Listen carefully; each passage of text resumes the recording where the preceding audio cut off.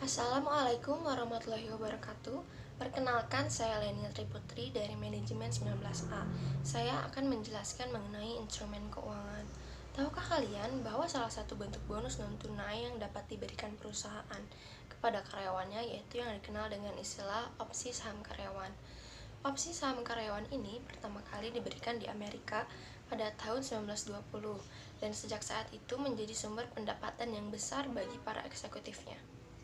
Kemudian sejarah dari instrumen keuangan itu sendiri. Louis Bahlir, beliau adalah seorang matematikawan asal Prancis yang menulis mengenai disertasi tentang teori dan speculation. Disertasi pertama kali menjelaskan secara detail apa itu instrumen keuangan atau derivatif. Sebetulnya, aplikasi matematika di bidang keuangan tidak langsung berkembang dengan cepat, karena karya Louis ini tidak dikenal lebih dari setengah abad.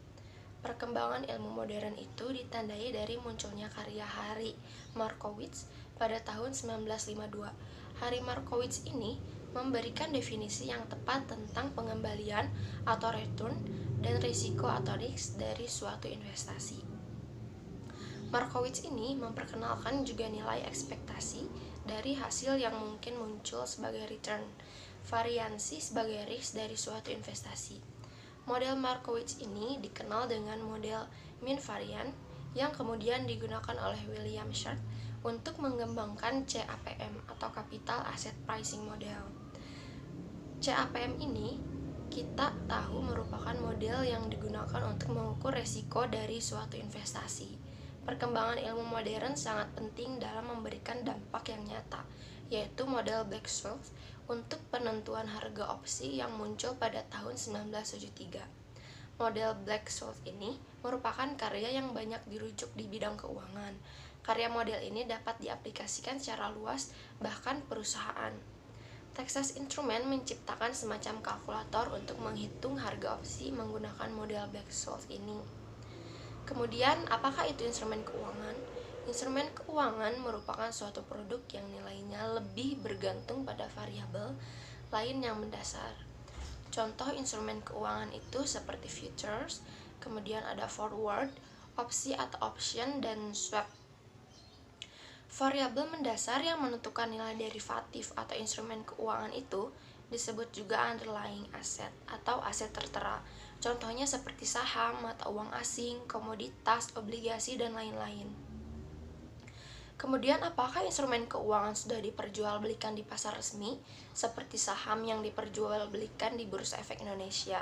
Dan apakah Indonesia sendiri ada jual beli instrumen saham?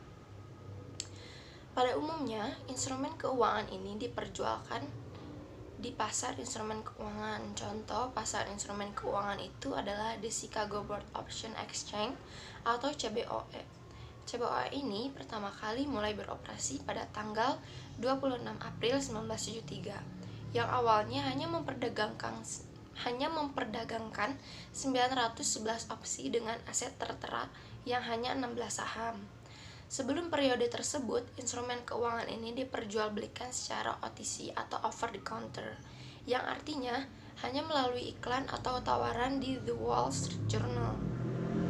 Pada tahun 1975, perkembangannya semakin pesat, jadi opsi tidak hanya diperjualbelikan di CBOE, tetapi juga di pasar-pasar instrumen keuangan lain, seperti American Stock Exchange dan The Philadelphia Stock Exchange. Sejak saat itu, hingga tahun 2012, instrumen keuangan yang diperjualbelikan sudah menembus 1 miliar lebih. Juga saham tertera yang tadinya hanya 16 sudah lebih dari 3.000 jenis. Di Indonesia sendiri, instrumen keuangan tersebut sudah diperjualbelikan, namun belum terlalu banyak. Bisa dilihat di BEI, di situ diperjualbelikan instrumen keuangan. Adapun contoh instrumen keuangan yang diperdagangkan di Indonesia, yang pertama ada instrumen kas, yang kedua ada saham, yang ketiga obligasi, yang keempat pinjaman, dan yang kelima ada obligasi konversi. Kemudian kegunaan dari instrumen keuangan itu sendiri yaitu yang pertama, instrumen keuangan dapat digunakan sebagai alat manajemen risiko, misalnya seperti kontrak jagung. Jadi, petani jagung dapat memanfaatkan instrumen keuangan untuk memperoleh harga tertentu ketika harga jagung sangat rendah. Yang kedua, instrumen keuangan dapat digunakan sebagai alat investasi. Yang ketiga, instrumen keuangan dapat digunakan sebagai alat untuk mengurangi biaya transaksi. Yang keempat, instrumen keuangan dapat digunakan sebagai alat untuk menghindari pajak dan aturan tertentu dari pemerintah. Cukup sekian yang dapat saya sampaikan. Terima kasih. Wassalamualaikum warahmatullahi wabarakatuh.